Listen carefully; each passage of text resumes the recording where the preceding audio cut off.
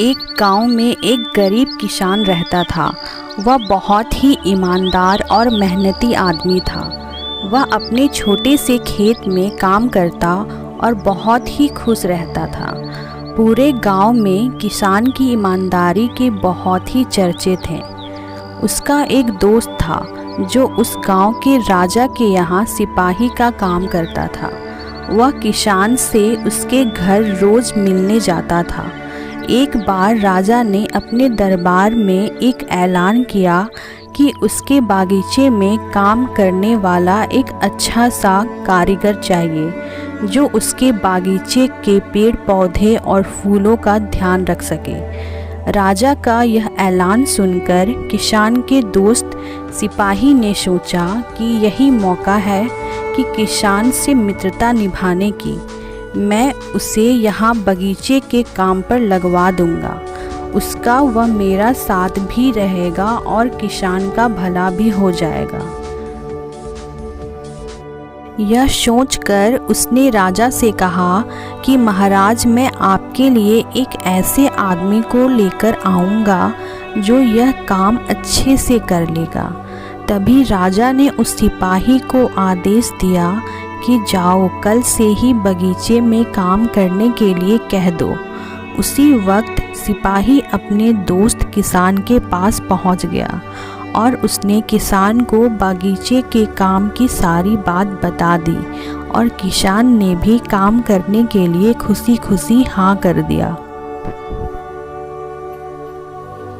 अगले ही दिन अपने दोस्त के साथ राजमहल पहुंच गया। सिपाही उसे राजा के सामने लेकर गया और राजा ने उस किसान को बगीचे की पूरी देखभाल का काम सौंप दिया। राजा ने कहा, तुम अगर पूरी ईमानदारी के साथ काम करोगे तो तुम्हें 50 सोने की मुद्राएं हर महीने दूंगा। किसान खुशी खुशी बागीचे में काम करने के लिए हाँ कर देता है और वह उसी वक्त बागीचे के काम में जुड़ जाता है। किसान बागीचे में बहुत दिल लगाकर काम करता था। कुछ दिन बीत गए। किसान ने बागीचे को बहुत सुंदर व हरा भरा बना दिया। राजा को उसका काम बहुत पसंद आया। एक दिन किसान बगीचे में कुछ खुदाई कर रहा था तो उसने ज़मीन के नीचे कुछ महसूस किया। तो उसने खुदाई की तो देखा वहाँ नीचे एक बड़ी सी संदूक थी। किसान ने वह संदूक बाहर निकाला और खोला तो क्या देखा, वह सोने और चांदी से भरी हुई है। यह देखकर किसान बहुत खुश हुआ और अपनी ईमानदारी दिखाते हुए राजा के पास पहुँच गया। राजा किसान की ईमानदारी देखकर बहुत खुश हुआ। राजा ने कहा, यह खजाना तो हमारे पुरखों का है। हम कई वर्षों से इसे खोज रहे थे। खजाना देख राजा बहुत ही खुश हो जाता है। राजा किसान को पूछता है, तुम्हें क्या इनाम चाहिए? किसान बोला, मालिक, मुझे कुछ नहीं चाहिए। मेरे पास जो भी है मैं उसमें खुश हूँ।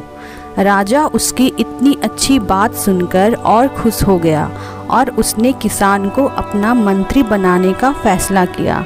किसान ने राजा की बात मान ली और मंत्री बन गया।